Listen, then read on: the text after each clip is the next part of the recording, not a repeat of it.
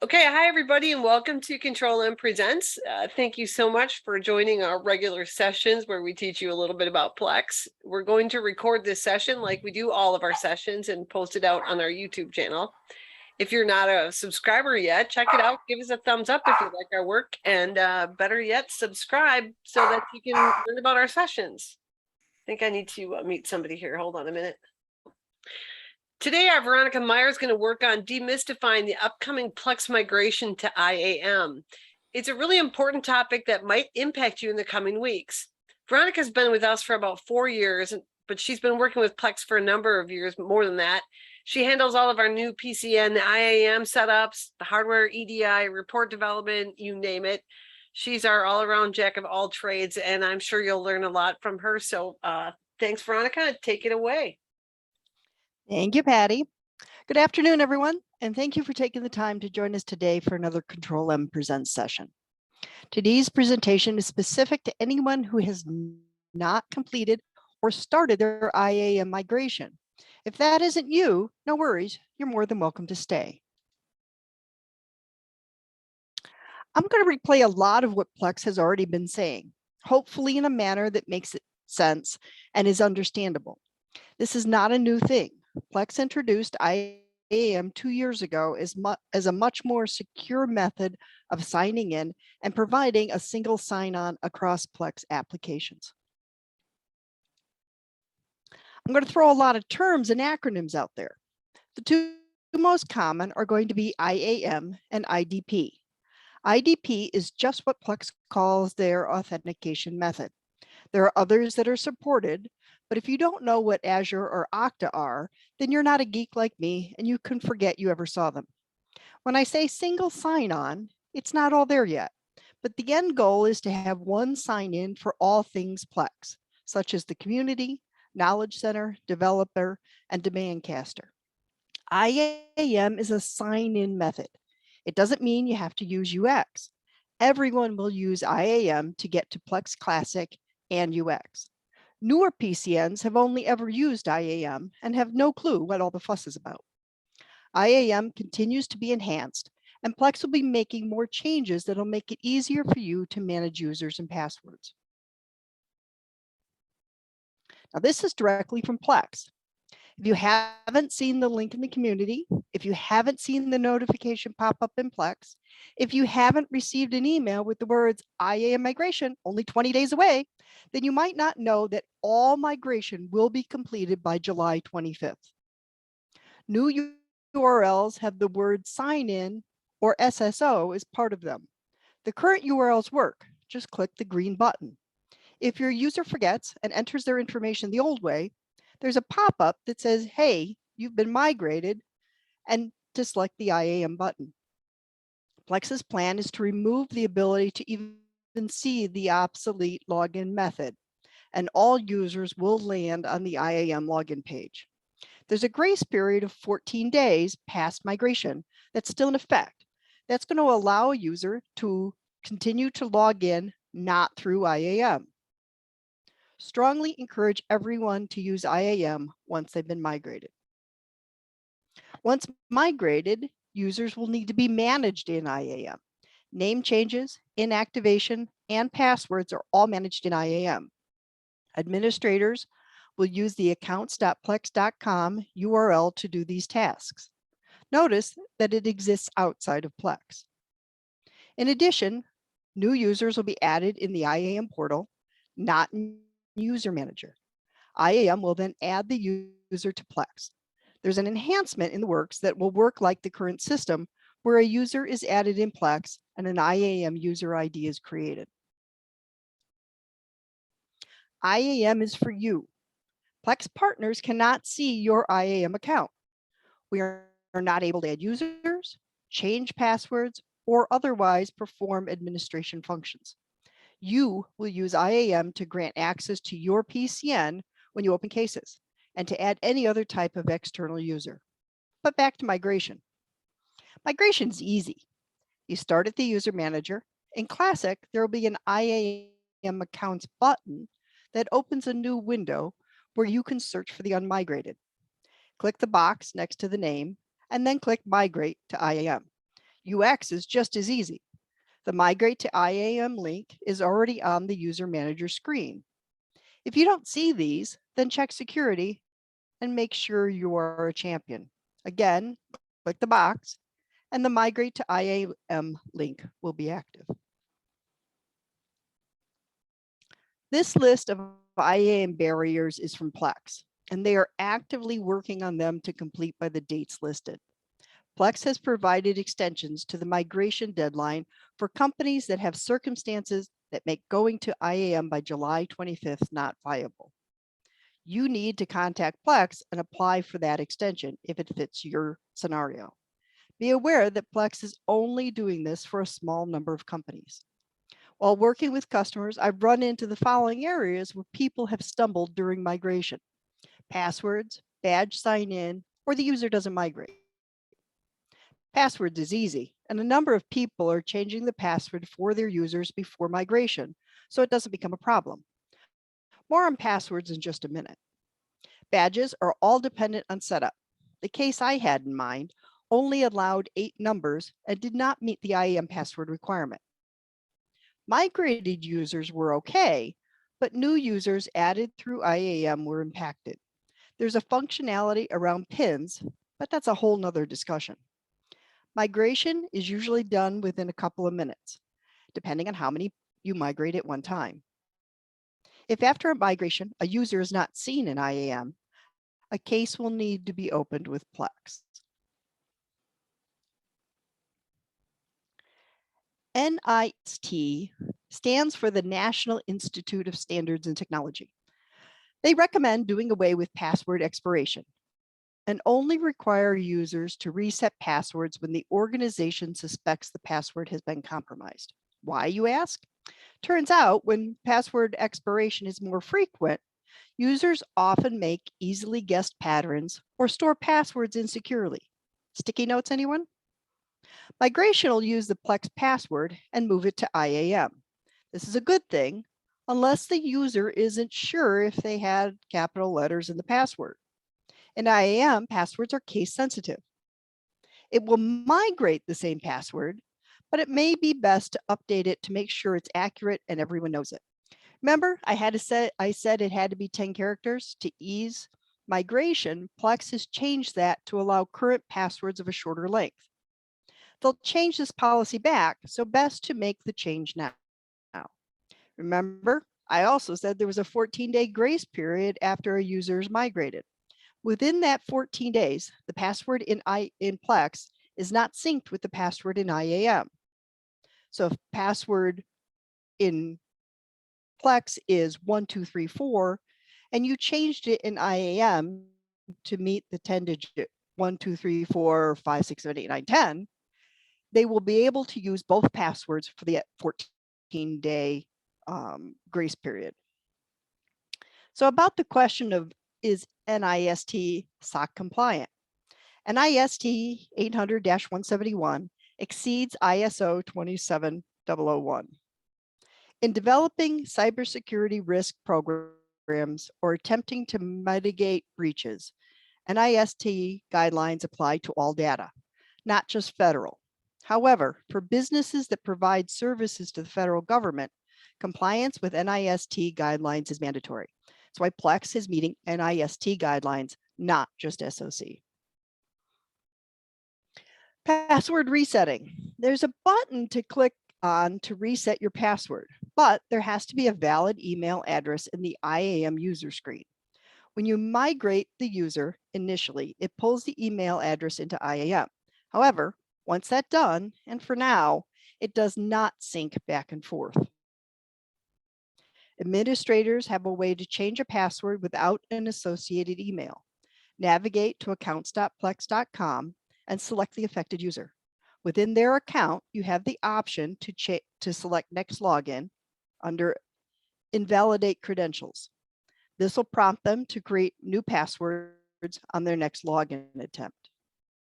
Control+M has a policy where I force everyone on our team to change their passwords quarterly. I have an Outlook reminder, and then I send an email to the team. I allow them the option to change it themselves, or I can go into accounts.plex.com and either select next login or send them to an email with a link to change passwords.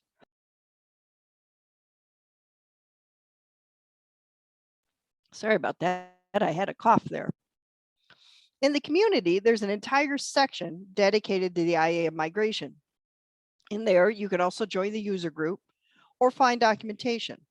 Also, Plex has office hours dedicated to IAM. These are informative sessions where you can speak directly with Plex and ask questions pertaining to your specific situation.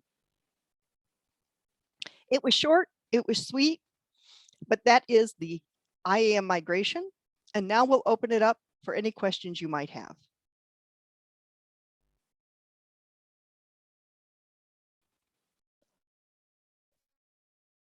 Veronica, sorry, I had to unmute myself. I just want to let everyone know that I do have you on mute, and we've got Veronica's complete attention. So if you have any questions, go ahead and unmute yourself and ask away. Veronica, I have to say, I'm surprised that Plex has a 14-day grace period, which is really sweet. I'm grateful to hear that. Great job. I have a question. Okay, great. Hi, Nelson. Yeah, hey, how are you? Well, thanks. How are you? Good, good. Hey, listen, I'm an admin in the classic account of a Plex, okay? Will my credentials work with the IAM login, or do I need to be designated as an admin by somebody? I can't answer that off the top of my head because I don't know how your initial IAM was set up. If you, prior to say the last 2 months, Yeah, when Plex said, yes, you're going to start your IAM migration, right. they took the champion and made them the administrator in IAM. Okay. Okay. So if that was you at that point, you are the IAM administrator. How do I find out? I'm logged in as admin in my current Plex Online. Where do I go?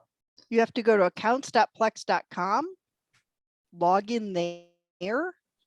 And if you're the administrator, there's going to be a gear and it says enterprises in the top left corner. Okay, so accounts.plex.com, right? Mm-hmm. Let me see. So the code, company code will be, whatever.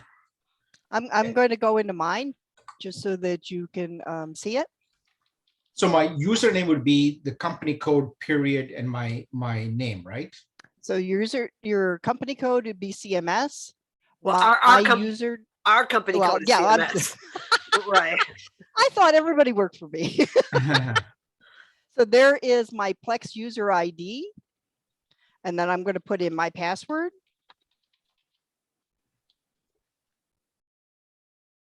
Okay.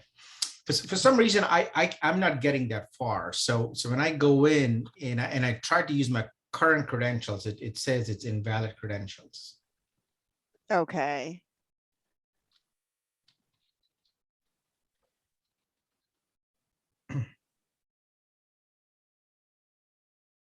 This is the screen we're trying to get you to. Gotcha. So if you're getting invalid credentials, you might not be migrated.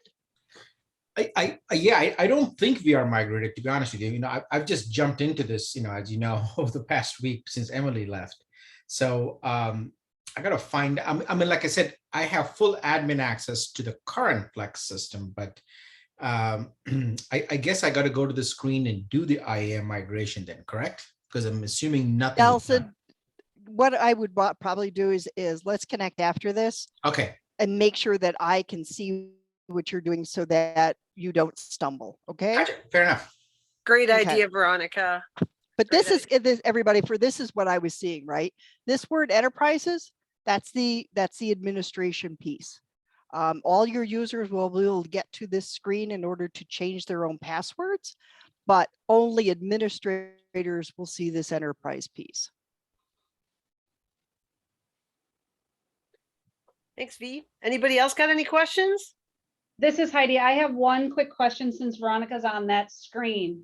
So Veronica, currently I am the only administrator of Plex IAM, but I want to allow my HR department to change passwords and then enter new employees if I'm not here, what role do I select for them to have access as it, because there's like 5 administrator roles within my PCN. There's application, authority, persona, security, and tenant, and I wasn't sure which one does which task.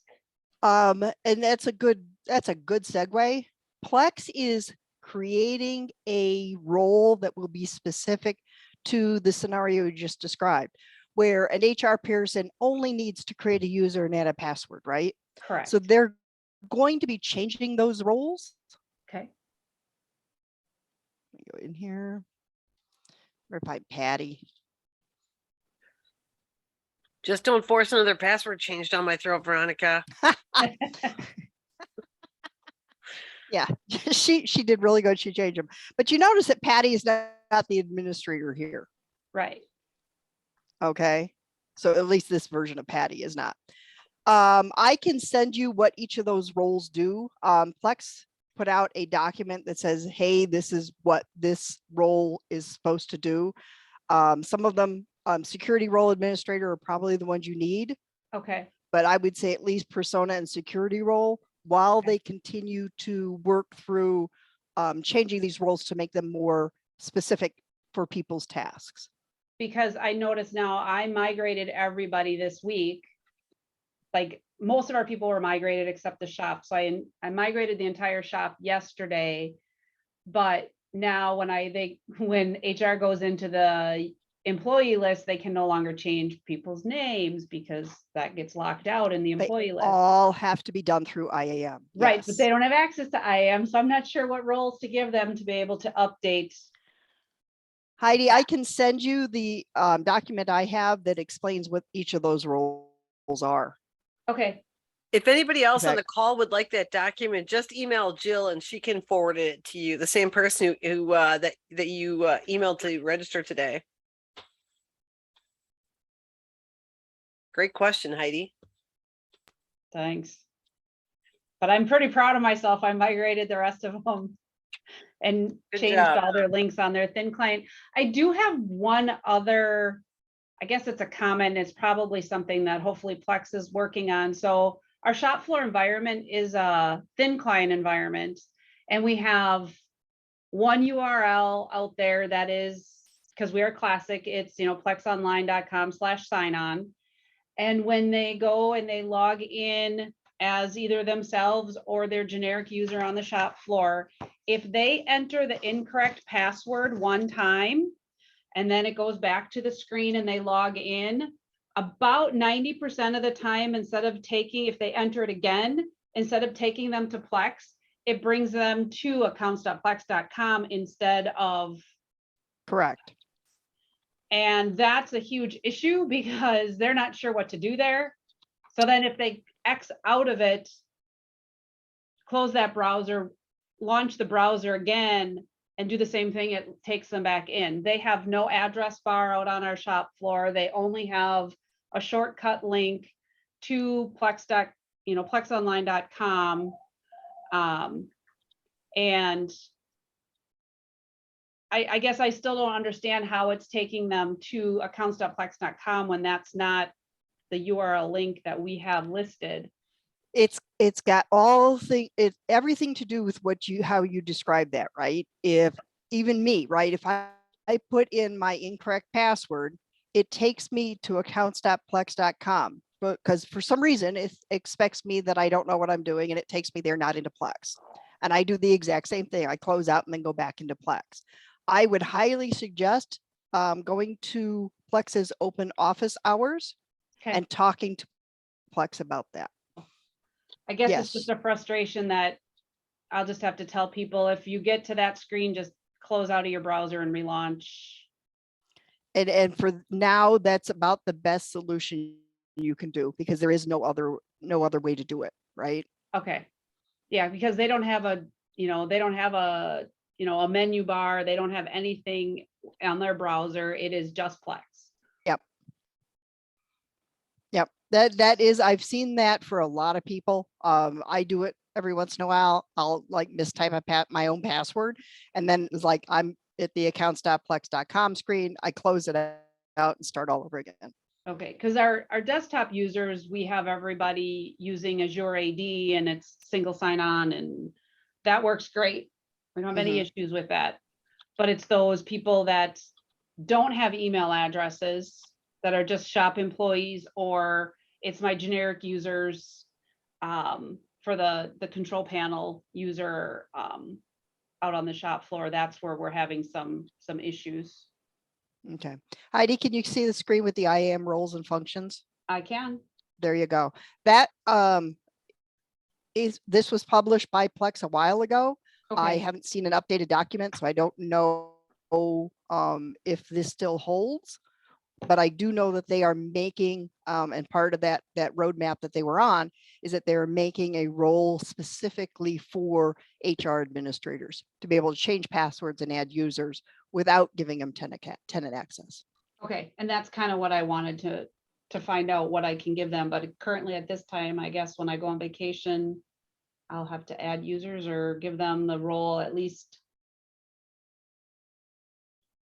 something while because I'm going to be out of the office for 2 weeks and I don't want to answer emails when I'm gone. Rough timing there, kiddo. I know. Oh, well.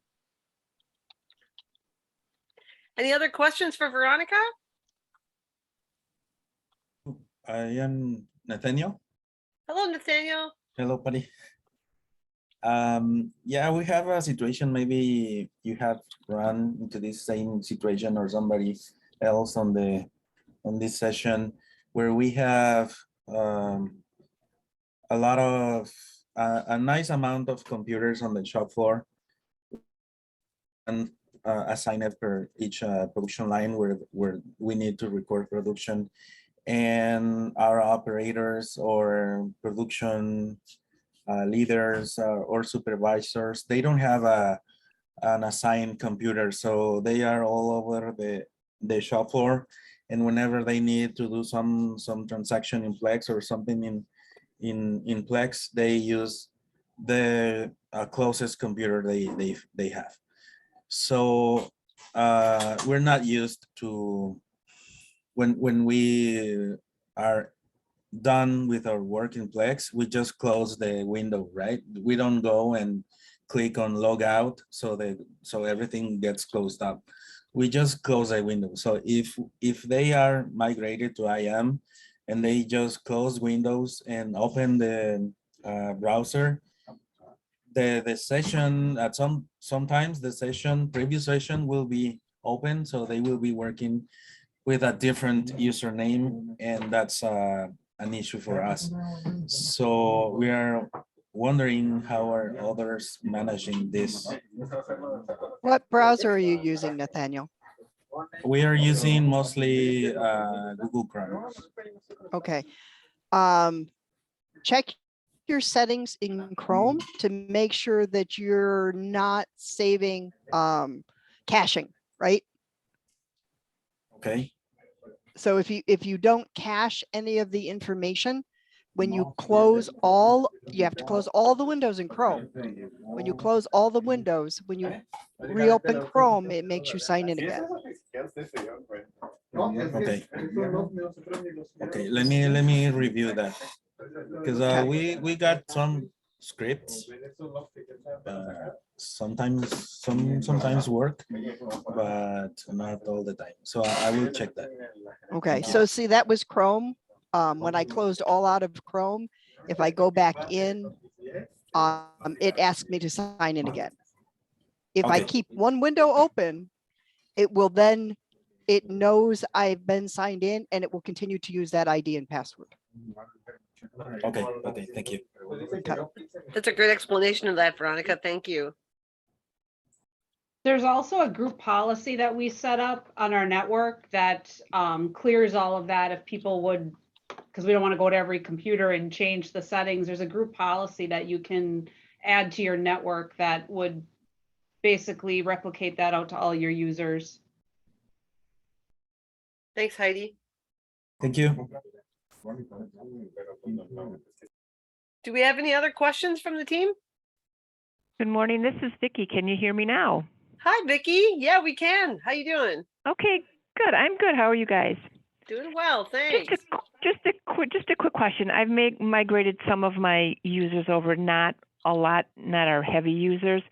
Can this be done in the test database? Could we No. migrate? No. Okay. I just I thought maybe thought we I'd could migrate somebody like, over. burst that bubble right now. No. Okay. Basically, because there is no test for Okay. account.plex.com. Okay. So basically, it just seems the whole migration piece to me just seems like it was too easy for those people that I did migrate over. So I don't know if I'm missing something. I mean, we've got a couple of them, they were able to get in, but it just seemed like I'm missing something, and I'm not sure what it is. No, it actually is that easy. Okay. So it's and the biggest hang up I've had people run into is passwords. Okay. So they'll migrate over and they can run into password issues. Sometimes they just reset them in IAM and then the user doesn't have an issue again. Okay.